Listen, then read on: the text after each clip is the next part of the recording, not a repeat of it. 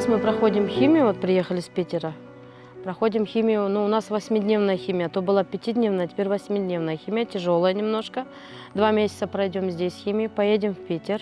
Так как у нас сбор немножко остановился, и за это мы приехали в Крым, чтобы продлить вот это вот лечение. Ровно 6 курсов прошел, 7-ю начинаем вот мы.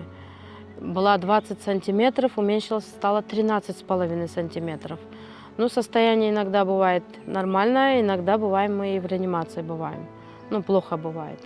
В Питере будет химиотерапия, у нас пересадка костного мозга, будет пересадка. Но пересадка будет восстанавливаться месяц-полтора месяца восстанавливается. После восстановления нас уже отправят в Турцию. Там будет операция.